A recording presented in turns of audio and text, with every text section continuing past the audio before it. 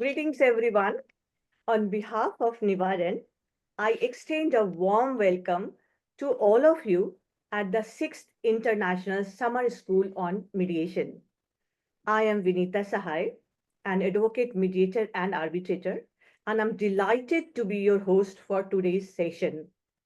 I previously served as the director of the Delhi Dispute Resolution Society, Government of NCT of Delhi, and currently I'm a founder of DRF.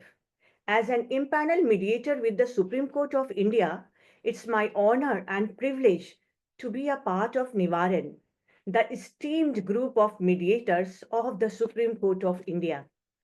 Nivaran is a pioneering organization of mediators affiliated with the Supreme Court of India, dedicated to revolutionizing the practice of mediation and reshaping the landscape of conflict resolution in India and across the world. So after a good day, good 2 days basically, after a good 2 days of absorbing summer school on mediation, today is the third day. And it's my great honor and privilege to introduce our distinguished guest speaker, Mia Forbes Pirie. Mia is an international mediator, facilitator, and coach with a truly remarkable and diverse career spanning law, science, and conflict resolution. She has worked extensively, spanning extensively with corporate clients, governments, religious organizations, and member of parliament. So her expertise was even sought by the US Department of Energy, where she advised and on using facilitated negotiations to develop complex and controversial legislation. So described as a quiet storm, Mia brings warmth and depth to every space she enters. Educated in the UK, France, and Belgium, she holds master degree in both law and science, is trilingual and has spoken at prestigious forums including Chatham House on conflict resolution. She has also hosted the European Commission's Business Awards for the Environment and has been recognized by We Are the City as an inspirational woman. Mia is a commercial and workplace mediator and coach working on disputes between commercial clients as well as with ultra high net worth individuals. She is also a sought after coach, helping people achieve their personal goals and strengthen their relationships. A former city solicitor, known for being both empathetic and strategic, Mia excels at resolving complex conflicts. She also speaks on better conversations and conflict resolution. She has recently delivered a TEDx talk on polarizations, the dark side of compassion. Clients at Microsoft have described her as the Einstein of EQ. And motor racing legend Sir Sterling Moss once said, she has a calm confidence and does not hesitate to hold her own. So Mia's contribution extends far beyond her professional work. She volunteers as a community and commercial mediator and has recently been invited to join the board of the Civil Mediation Council, CMC, the recognized authority on civil mediation in England and Wales. Today, she will share her insights on a topic that lies at the very heart of mediation and human connection, communication, interpersonal skills, the path to understanding in a 30 flexible minutes, followed by a 20 minutes of question and answer sessions. So I request all participants to kindly post your questions in the chat box so Mia can address it at the end of her session. So Mia, we are truly delighted and honored to have you with us today. And thank you for sharing your knowledge and expertise and your heart with us today. Over to you, Mia, please. Thank you so much, Vinita, for this very, very warm welcome. It's really a pleasure and an honor for me to be here today with all of you. So yes, I'm going to share some thoughts really about people and conflict and how they interact. And I have some slides. So I'm going to pop the slides up. Let's hope this works and share those with you. Can everyone see the slides? Is that working? Yes. Wonderful. Okay. Thank you. So I want to start with just a question for reflection, which is, why is mediating and disagreeing well important? And I'm just going to give you a moment to think about that. And my answer is really in this picture, that sometimes when we can't negotiate a resolution, some form of war erupts and we end up in some form of devastation. And a mediator I respect deeply, her name is Susanna Schuler, and she has asked this question. Over the last 30 years, there have been 60 armed conflicts. This was in 2023, so we've had a few more since then. How many of those wars do you think was resolved with a peace agreement? And if it's possible for you, I would love you to pop in the chat just a number that you're thinking, 1, 20, 30, 40, 50, none. How many do you think have been resolved with a peace agreement? So let's see. So some people are saying 4, 24, none, 20, 70. 70 out of 60 is a lot. But I'll take that as all. 5, none. So there are a few people saying none, 12, 30, 28, almost none. So most of people's answers are kind of none to low or in the 20s and 30s. Thank you very much. That's great. And Pradnya is saying communication is the key. So according to Susanna Schuler, you might be surprised. I was surprised when I heard this number.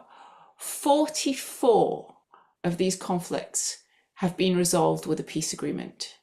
So as I can't remember the name of the lady said, but communication is key. So when we communicate, we can stop wars and we can stop the personal equivalent of a war, which happens between ordinary people in families, in businesses.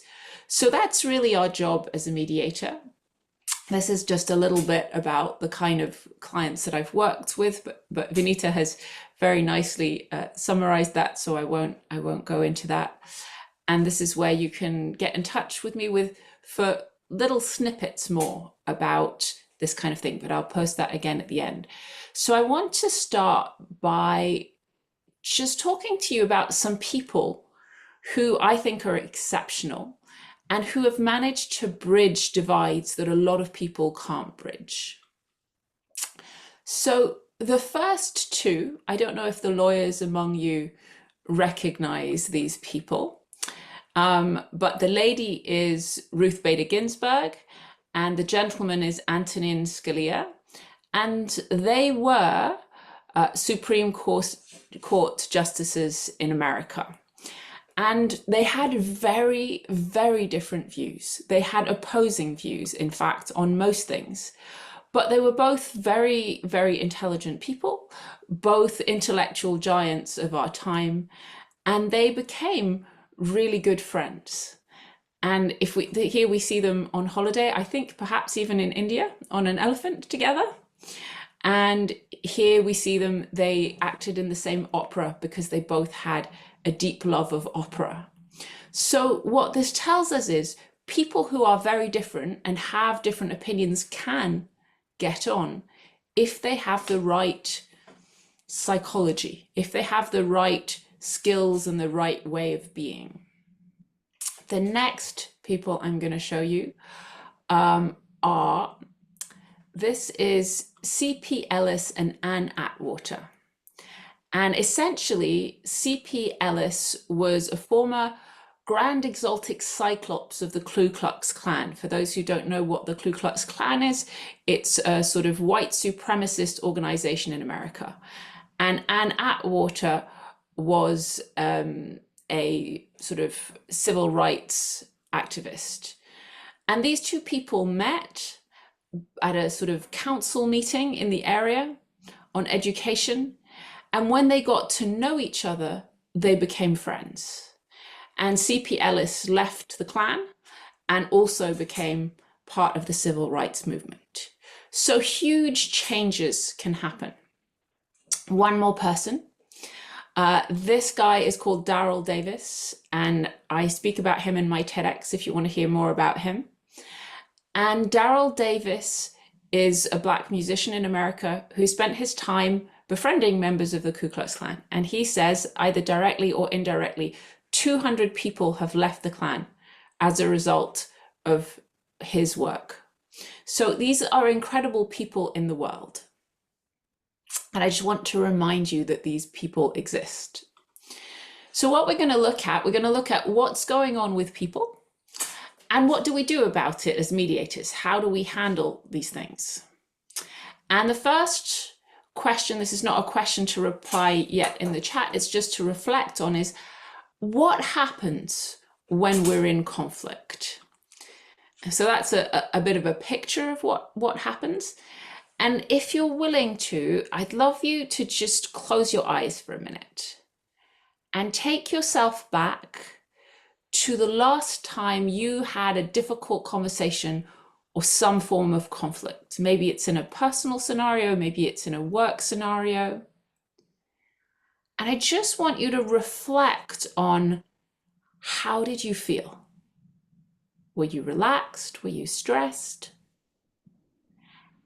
How easy was it for you to listen to the other person? How easy was it for you to care about the other person?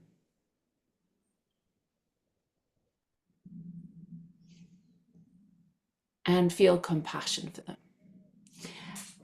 And for most of us, it won't be that easy. So maybe, again, just pop in the chat if you can, some of the feelings, impressions that came up for you in that difficult conversation. Was it easy to feel open? Did you feel open or closed?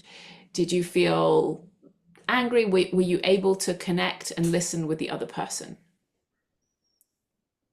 So someone saying compassion came after a while, surprised and angry, very closed and angry. There's someone said fighting with Hulk-like thing. Yeah. Frustrated, annoyed, mixed feelings, tense, distant, defensive.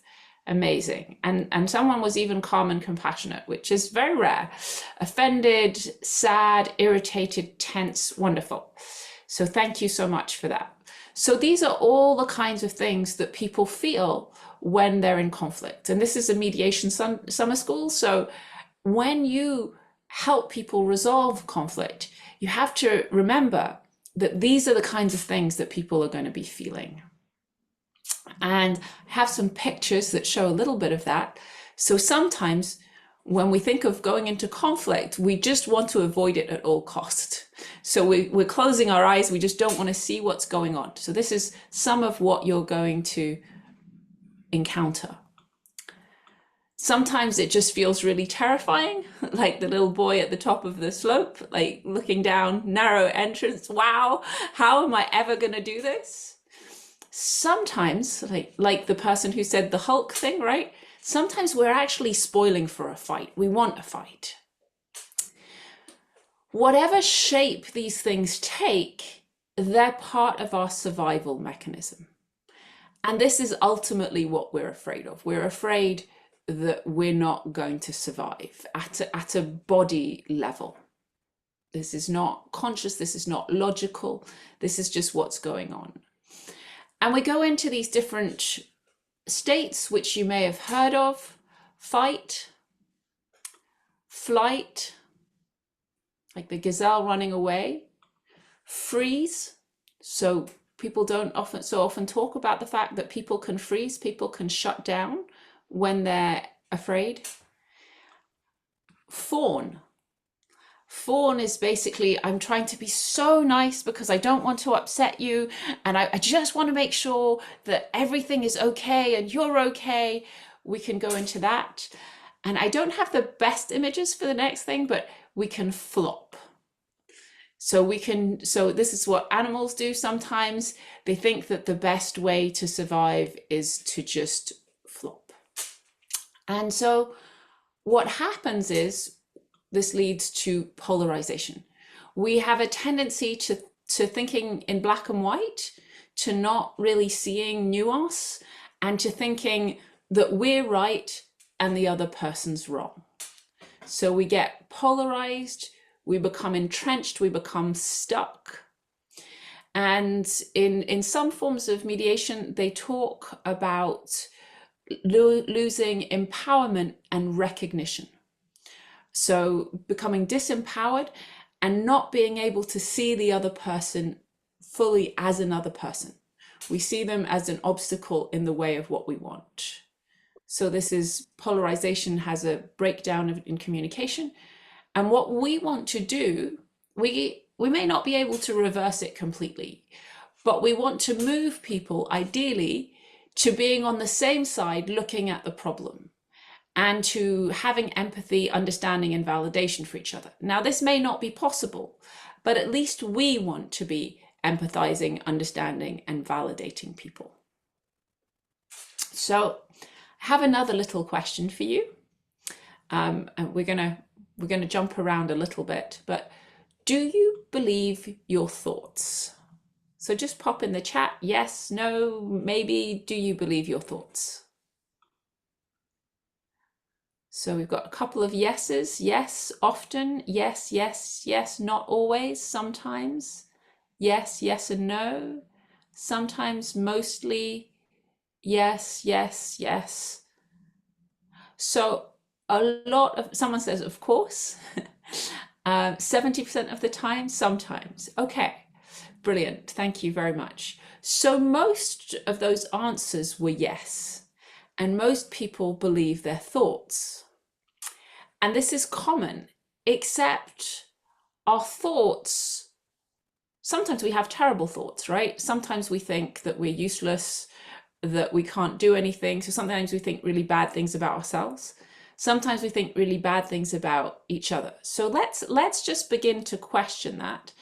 And this may or may not work. I'm going to see if I can play you a little video. So let's see if this works. An event seen from one point of view gives one impression.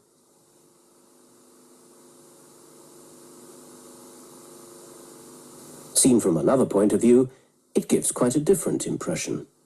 Visible. But it's only when you get the whole picture you can fully understand what's going on.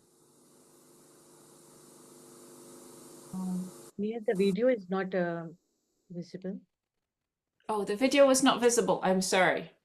Well, we'll skip the video if the video is not visible, and we'll just go to this. This is from the Harvard School of Negotiation. And it's about essentially how two people can have completely opposite points of view on the same thing. And if you notice here, if you just have a look at the slide, so there's a tenant and a landlady. And on everything, they have a different perspective, but there is not a single fact that is different. And my favorite are the last two. So the tenant thinks he's a great tenant because he always pays the rent as soon as the landlady asks for it. And the landlady thinks he's a terrible tenant. She always has to ask him to pay the rent. And the tenant thinks the landlady is really distant and unfriendly and never asks how things are. And the landlady thinks she's very considerate and she respects the tenant's privacy, right? So we have such different interpretations. No one's lying, but we see things differently and we see them from our own perspective. And I speak about that a bit more in my TEDx. So we think everyone's thinking that the other person is wrong. And enter stage left, the mediator. So what's the mediator's job? The mediator is supposed to be Superman or Superwoman. And how do you do that? How do you do that when everyone thinks they're right? So I'm going to give you a concept and I'm going to unpack it a little bit. We'll come back to it. But I believe the answer is you have to be what I've come to call the anchor energy. You have to be the person who is calm and clear and stable. You are not moving around like they are. You are not tense like they are. And your calmness and your state of mind and your presence will influence the situation and the participants who are having all of these feelings that we've just been talking about. Even if they look quite calm, most of the time probably they're having some of these feelings. And so how can you achieve this? Well, one way, which comes more from your subcontinent than from my continent, is meditation.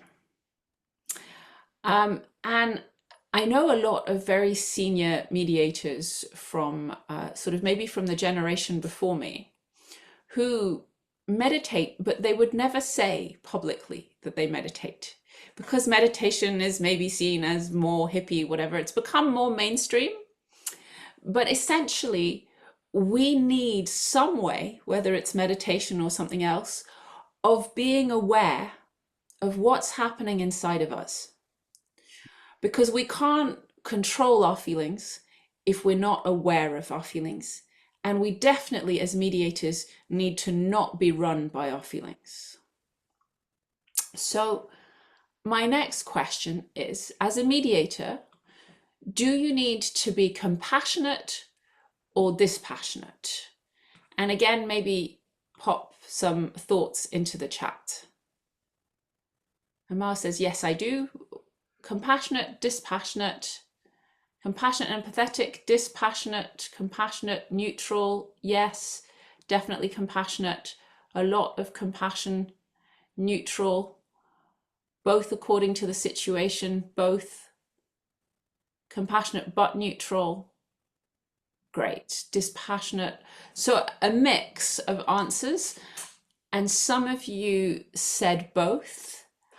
I would say both. And I would say that from, again, a philosophy that's more of your continent, sort of from Buddhist philosophy, we learn something very useful. We learn, I don't know if you've heard of the 4 immeasurables. So these are the 4 immeasurables.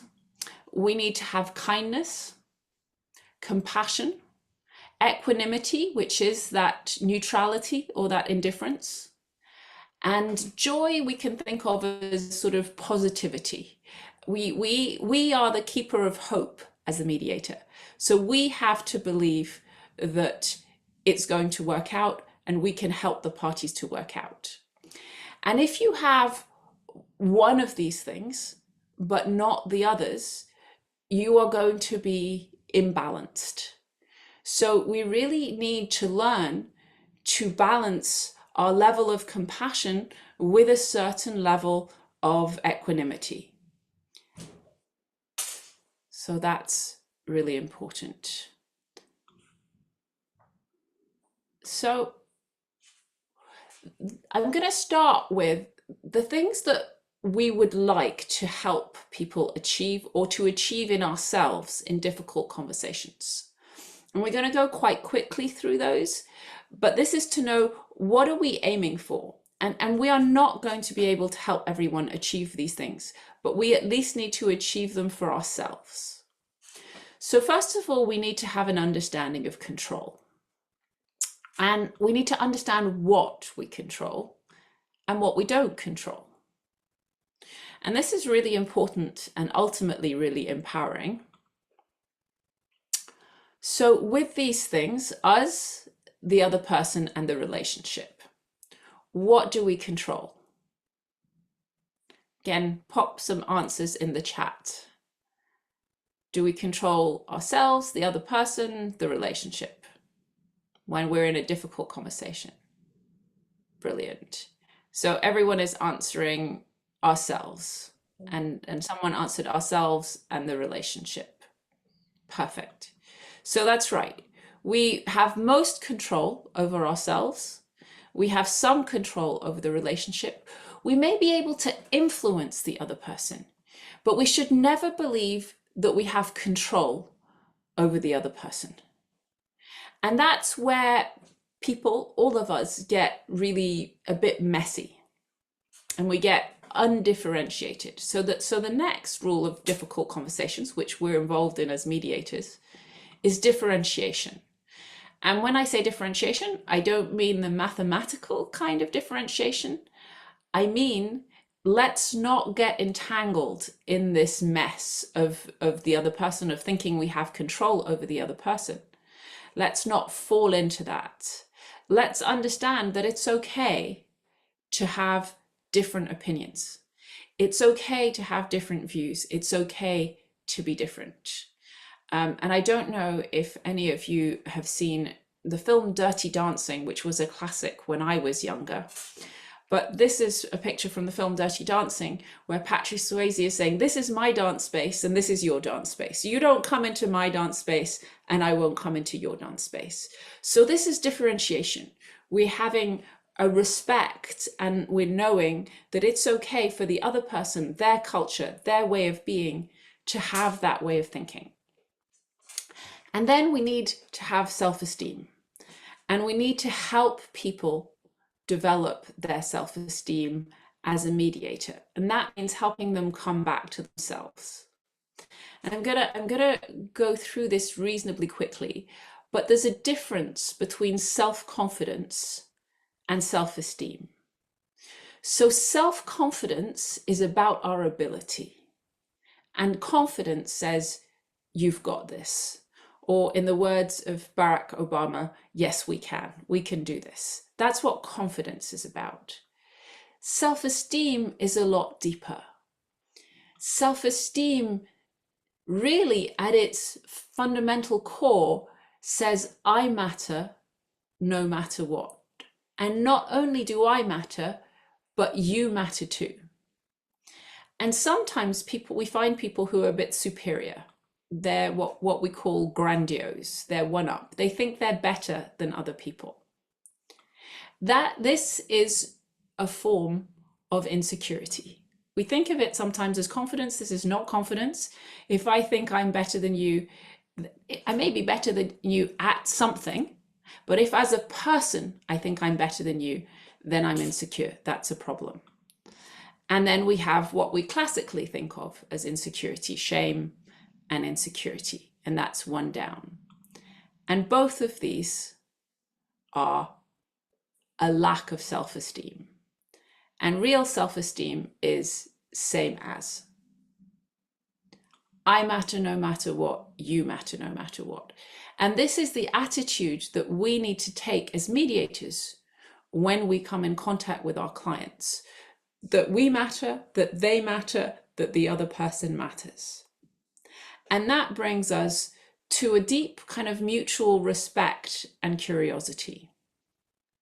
And this is the photograph that I've found that sort of most exemplifies that deep respect and curiosity, or at least the respect about the other human. And so we as mediators need to recognize the wonder in each human being, that each human being is precious. And we need to show them that respect whilst respecting ourselves. So we are in control of the process as mediators and not of the people. And so ideally, we want this kind of sort of thing for the people involved in our mediators. And we may not get that, but we can model that respect even if other people are not showing it. And our presence will have an impact.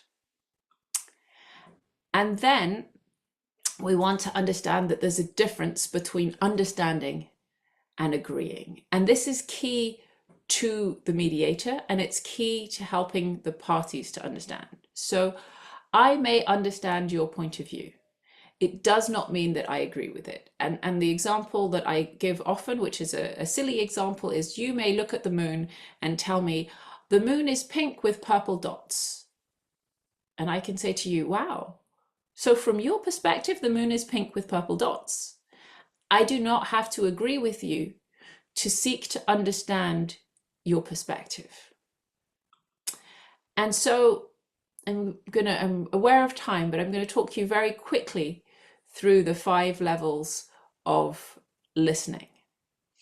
And they are, first of all, listening without interest. Secondly, we're going to listen to confirm what we already know. Thirdly, we're going to listen to specifics. In my private life, I often make that mistake. I'm thinking, I've asked a question and I want a specific answer to that question, and maybe you want to tell me a story about that, and I'm actually just listening for the answer to the question that I asked, and maybe you have a bigger point to make. So I make that mistake in my personal life. Don't make it in your professional life. Then we have, listening to learn, which in business is often thought of as the highest level of listening.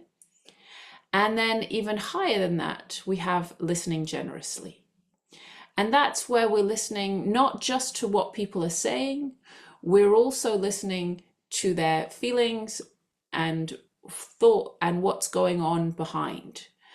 So we're listening with that empathy and that compassion.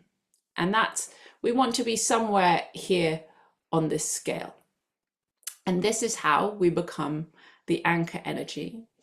And as sort of earlier on in my career, a wonderful mediator called Bill Marsh said to me, you have to learn to take your seat as a mediator.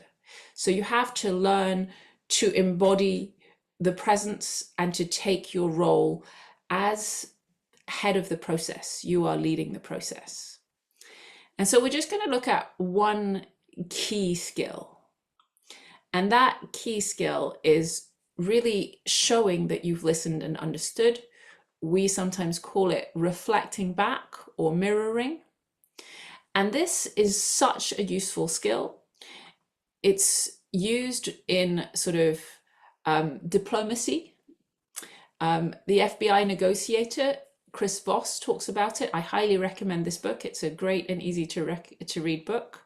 And sort of therapy, this is a form of therapy that I've studied, but all sorts of therapists, they all use this single method.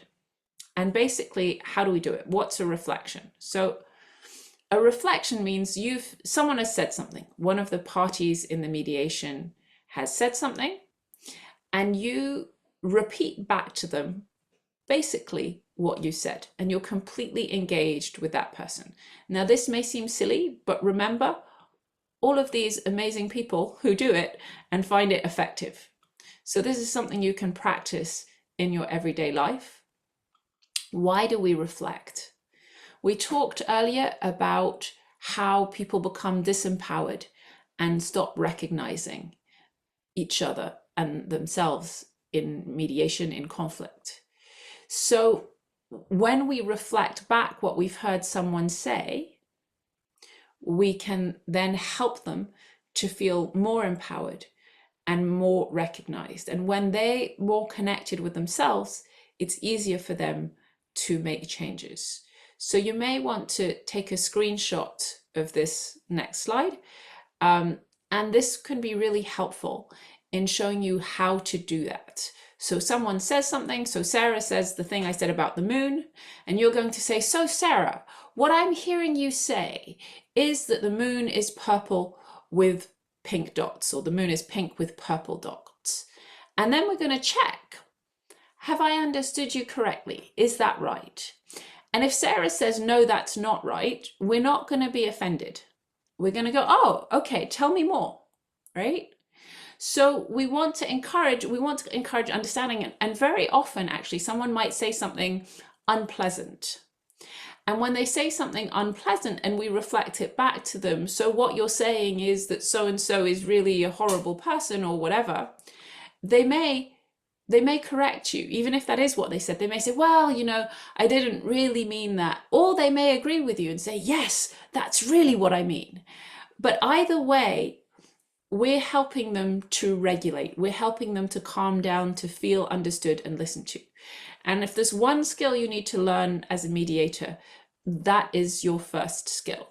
So that's the end of this talk for today. Please, these are the ways that you can, on the Conversation Coach, I deal with personal relationships on Instagram. I've just started this channel, and they're little clips about things about people that could be helpful. So on YouTube, you can find my TEDx, and I have a whole series of videos on which expands pretty much on everything that I've talked about that I did with UCL on disagreeing well. And please feel free to connect with me on Instagram as well, or LinkedIn, sorry. It's always confusing that it's an IN, but on LinkedIn. So I think I'm going to hand back now to Vinita, and we'll take some questions. Vinita, I think you're still on mute, but you look like you're saying something very interesting. Mia, I was just saying thank you to you, a great thanks. And thank you, Mia, for that deeply insightful and inspiring session. I was like indulging what you are going to explain us and what we are describing. It was really wonderful. So your Thank you. words give us a fresh perspective and how communication and interpersonal skills can open doors to understanding and resolution. So it's really nice. And now I would like to address the queries raised by our participants in the chat box one by one for your kind attention and response. Yeah. So the first questions which I have written here in the chat box, I'm just going to read that for you. Thank you. So the one question which is from Isha. People have conflicts due to difference in their perspective and opinions. And because of the egos that come in between of not settling things and not considering other situations. So as a mediator, when the opinions and demands of the parties are poles apart, how can we have a control over such a situation? So the first thing is we don't control that situation, and we don't need to feel that we do control the situation. It's a great question. And so the next stage after we've learned a reflection, which is what we just learned, is to learn to summarize. So in that situation, what we will say to people is, well, you know, it seems that you are agreed on this, but you know what? It seems like you're really far apart on this. And a lot of people, I think even some mediators, they don't like to emphasize the difference. For me, what I see happening is when you say you're really far apart on this, like people relax because you're saying what's actually happening. And then you're looking at how are we going to work on this? And obviously, you may have learned this.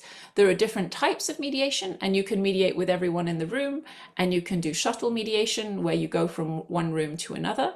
So in shuttle mediation, you may help people unpack what's going on. And you may have seen the diagram of the icebergs with positions, interests, and needs. So what you want to do is you want to help people to get beneath their positions. So let's say a position for me is like, let's do that. There's another one from the Harvard School of Negotiation, but let's say Vinita and I both want an orange. And our position, each of us, is that we should have the whole orange. And so often the easy solution seems to be, let's cut the orange in half. But is that the right solution? So when we look down from our positions and we look at our interests, so why is it that Vinita wants the orange? Why is it that I want the orange? Well, maybe Vinita wants to eat the orange, and maybe I want to bake a cake with the orange peel. So when we understand that I need the peel and Vinita needs the orange, so everyone can have everything that they want. So it's not like that in every mediation, right? But the more we move away from positions down into interests and needs, the more we can find that there's more possibility for solution that we thought. So I said before, you're the keeper of the hope as the mediator. You need to believe in the possibility of finding a resolution even when people are far apart. And the more you mediate, the more you will see from your personal experience that even when people are far apart, it is often, not always, but it is often very possible to find a solution. So great question, and I'll try and keep my answers shorter to the other questions. Right. And the second question is from Sakshi Priya. Basically, she asked the first question I can see. Sakshi Priya is asking, my question is, would you agree that in cross-border disputes, a mediator's cultural intelligence can be just as critical as their legal or procedural expertise? How do mediators use this cultural intelligence to solve disputes? That's a great question. Sorry, I just need to drink. So the cultural understanding is going to be really important. And generally, it will help to have more of a cultural understanding, because partly you will be able to understand what's going on and the lenses through which people see the situation. And partly you will be able to explain those lenses to the other person. Now, very occasionally, it may be of benefit to not understand, because your curiosity, because you may be blinded by your cultural lens too, and your curiosity, so you need to remain curious even when you think you understand, and ask those questions. What is this about? And I have one example of where many years ago my lack of understanding helped resolve a mediation, and this was a community mediation, and the people were both in the room, and it was about noise, and a man had banged on a woman's door late at night, and she had got to tell her that she was making noise with her child, and she had got really scared. And I looked confused because I didn't know what had happened before. And he didn't know either, but the confused look on my face helped her to realize that it wouldn't be obvious to everyone. So actually, the background that I didn't have at that time, because I'd been parachuted in at the last minute because one of the mediators was sick, the background that I didn't have was that she had been abused. And so for her and her daughter, a man banging on the door was really, really scary. Whereas from my perspective, my neighbor bangs on the door when I'm playing loud music. Well, obviously they're banging on the door because I'm playing loud music. So it is important to have that understanding, but sometimes it can also help not to. You just have to remain curious. The next question is from Surya Narayan, and he's asking, when the parties at the mediation start to get out of hand, how can we as a mediator de-escalate the situation without prejudice?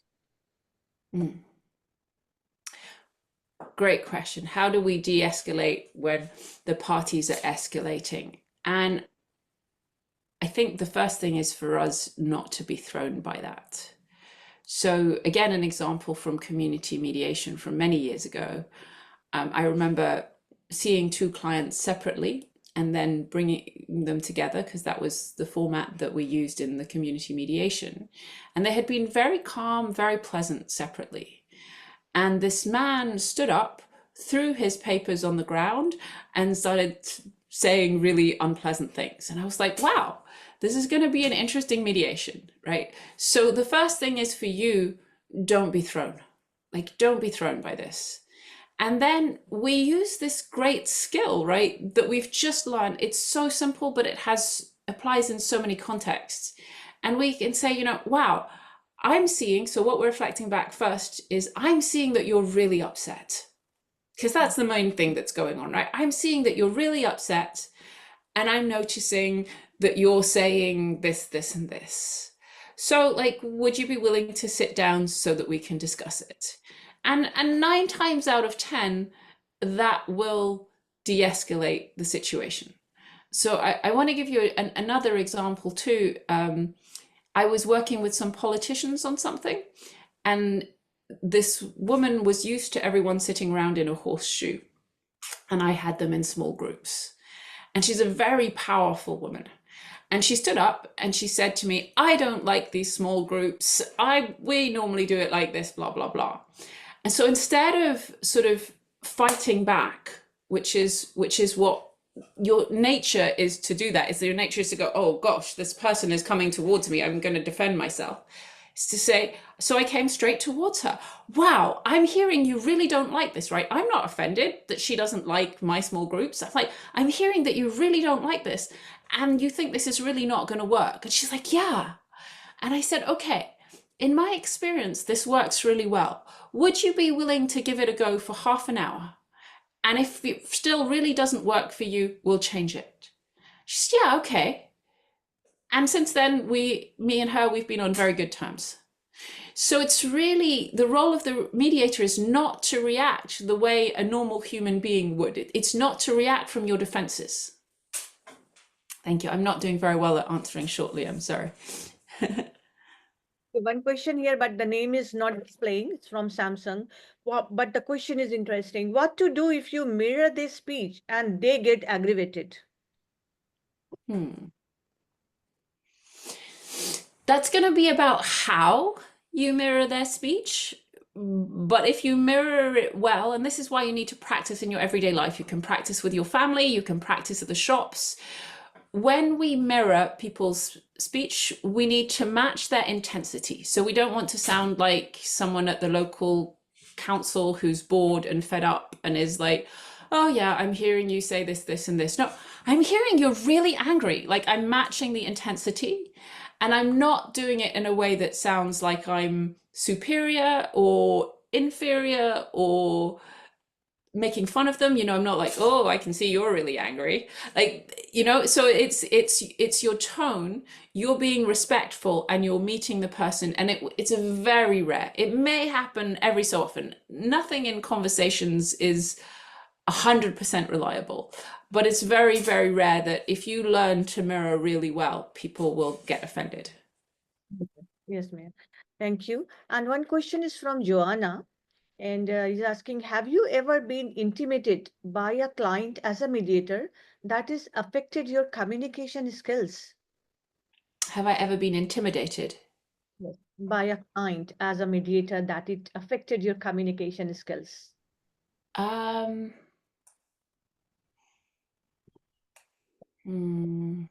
Interesting question.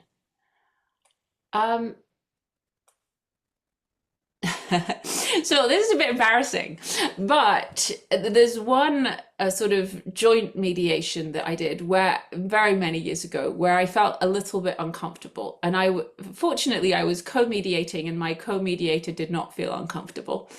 It was where someone said, oh, something about being attractive, and said like attractive ladies like the two of you, and something inside me went like, oh, and then my co-mediator spoke for a little bit, and then I re sort of found my composure. But occasionally you will have a strong feeling, and it's really about learning to manage those feelings and learning to not take those feelings personally. This is where meditation comes in. This is where good preparation, and there are lots of ways you can buy time in mediation if you need to buy time. And reflecting back, I'm mirroring, I know it's boring, but is also a really great way to buy time. Oh, I'm hearing you say this, that's interesting. Okay. And then you kind of refine your composure. Yeah. Yes. Really nice, Mia. Right, just one more question from Karuna Krishan. There are several, but I'm just reading her question here. So Karuna Krishan, his question is how to prepare the client for a mediation session, given they are anxious and angry. That is his question. Okay, that's a great question. To some extent, it will depend on the type of mediation, but you all know what my answer is going to be. It's almost my answer to everything. But basically, if you begin a mediation by seeing each client separately, you get to hear their story, their version of events, and you reflect back. You mirror what you've heard. And very often people will say, I've never felt listened to like this before. I've never felt heard like this. So it's very calming to people. And then it depends on the type of mediation. I mean, if you're doing a commercial mediation, there's lots of questions that you might ask.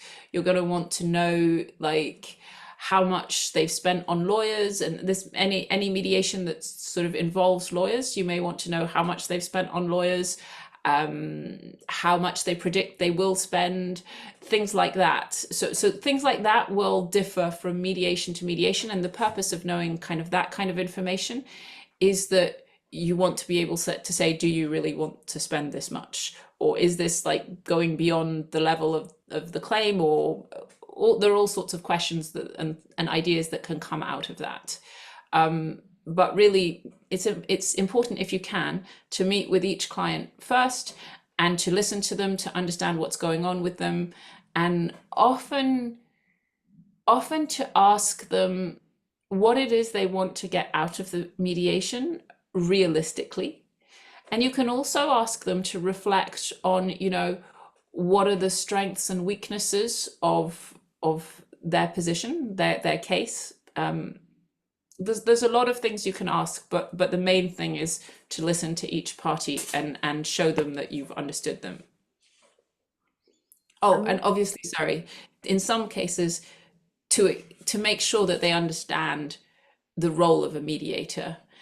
So not so much, well, in all mediations, you need to make sure they've understood that, but in a lot of commercial mediations with sophisticated parties, people will understand the role of a mediator, but you have to explain that you're going to support them and that you're neutral and impartial and that you are going to be listening to the other side, and also that you're going to play devil's advocate, that you will be putting difficult questions to them, difficult points to them, and they need to understand that, because in them understanding that, it gives you permission. So whenever you're afraid of how someone will react, it's really good to ask for permission. So to say, look, you know, part of my role is to put the other party's case to you. Is it okay if I do that now? It's something like that. So one question from Mehak. Thank you so much. Mehak is asking, this ma'am, as a law student like me, who is just stepping into this field, my question is that you spoke about interpersonal skills and understanding. From a psychological lens, what role do cognitive biases, emotional triggers, or unacknowledged trauma play in escalating conflicts? And how can we control them? And how can effective communication be designed to interrupt that escalation pattern? So we've got, you're a law student, interpersonal skills, cognitive bias, unacknowledged trauma, and sorry, what was the? And then how can effective communication be designed to interrupt an escalation pattern? Designed to interrupt that escalation pattern. That is a question, basically. Okay, how can we design? So first of all, as a law student, you may or may not become interested in becoming a mediator, but the skills that mediators use, I think, are really useful to everyone. And ideally, we would all be learning them. How do we interrupt the pattern? So I think we've actually touched on this in quite a few ways, but I remember going to a lecture on neuroscience and mediation by a neuroscientist who wasn't a mediator. And I remember her saying that with difficult personalities, there are patterns that are really formed, and it's very difficult to change those patterns. And to some extent, that's true. My thought at the time was that really depends on how you respond. And it's the same example as I gave you with the woman who said she didn't like whatever, you know, those kind of people are used to getting a few types of response that fall into the fight, flight, freeze, fawn, flop response category, right? They're used to someone coming back and saying, no, you're wrong. And that sets off their neural network. or to saying, okay, let's do what you want.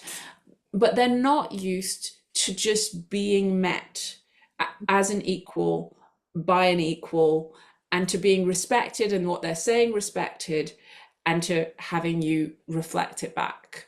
So that in itself really often sort of shifts the pattern. And if you're really interested in this, you may want to look at, oh gosh, it's now escaping me. Oh,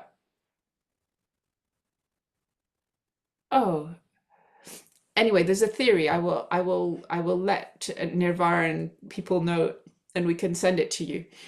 There's a theory that's basically that how I am, my demeanor is going to affect you, and vice versa. We affect each other.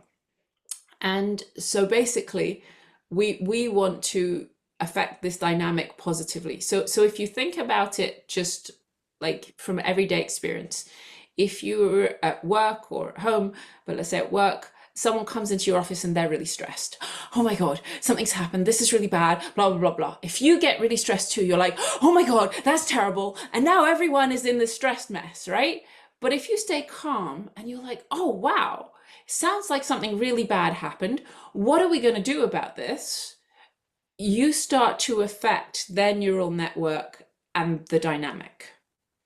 So that's really important. And when we talk about the mirroring, when people are mirrored, what happens at a sort of neurological level is their neural network recognizes this mirroring, and they start to relax, because we all like to be reflected. We all like to be seen, to be heard, to be understood. So we begin to relax. So these are some of the most simple ways we can shift that. And then the other way, as we're in charge of the process, right, is to understand the level of dysregulation, of stress that's going on in the systems, and to design a process. And this depends which kind of mediation you're doing, what kind of parameters you have, etc. But if you have full free reign, you design a process which is going to help take people on a journey. And so you recognize that people aren't immediately going to feel calm, going to empathize and understand with the other person, and they may never empathize and understand, but you may be able to find a solution without that. So you're going to start to design a process that's going to take them on that journey. And at any point in that process, you will have more information. So you may tweak that design. And as you become more and more experienced as a mediator, you will learn to tweak those designs. So one of my friends, Gillian Caro, she's an incredible mediator. And in the pandemic, she started learning. She was doing a very emotional mediation. She was doing it online. And she had her and one person who was feeling very emotional on screen. And she had everybody else's cameras switched off and everybody else muted. So no one could interject, and this person felt more comfortable. So there are a lot of things you can do as you grow in your mediation career, but don't worry about those now at the beginning. Just like these simple interventions of reflecting back and you staying calm, which is not that simple because it takes a lot of work, will really help. Thank you. One question from Snigdha Bhattacharya. What role does soft skills play in helping a mediator de-escalate emotionally charged disputes? What role does Soft skills play in helping a mediator de-escalate emotionally charged disputes? I'm sorry, you're cutting out because if we speak even close to each other, you don't. So can you read it again? But just wait one moment after I've stopped speaking. What role does soft skills play in helping a mediator de-escalate emotionally charged disputes? Okay, amazing. Thank you. Sorry. I mean, soft skills are key, and they're really everything that we've been talking about, like this, being able to stay calm, the four immeasurables, being able to stay positive, be kind, and a better better sort of more modern version of loving kindness is friendliness, right? So being friendly, being compassionate, being neutral, equanimous, being able to maintain that is really, really key. And what you're doing at the beginning of a mediation is you're building trust. You're helping the parties to trust you and showing them that they can trust you, and then everything develops. So soft skills are key. What is also key, which is not soft skills, is sort of there's a strategic part, which is this designing the process, which is part soft skill, part hard skill, and this understanding and helping people to unpack and look for solutions, and seeing there can come strategic parts when you have, well, there's lots of strategic parts as well. So both soft and hard skills are really important in mediation. Thank you, Mia. Thank you so much. And due to paucity of time, in case any question, there are a number of questions basically here, and which is remain unanswered due to time constraint. So we kindly request the participants to share your queries via email or your on our WhatsApp group. So, and they will be addressed shortly. So please send us on the WhatsApp group, and we would like to forward it to Mia later on. She will reply all your queries, but due to paucity of time, we are unable to cover all those queries at the moment. And before we conclude, I would like first to thank you, Mia, really from the core of my heart. And we would like to gently remind all of you to join us for our next session tomorrow at 5 p.m. Adamya Raji will be speaking on negotiation types and methods of negotiation. And the session will be hosted by Ms. Sunita Sharma, mediator and advocate on the record, Supreme Court of India. And also please note that the only participants who are attending all sessions, all 10 sessions, will receive the certificate at the conclusion of the 6th International Summer School on Mediation. All sessions are being recorded and closely monitored by our expert tech team. So we encourage everyone to attend each session live to join and to gain the maximum benefit from the program. So thank you all for joining us today, and a great thanks to Mia for having a wonderful session with us. Thank you all, and a very wonderful evening to you all.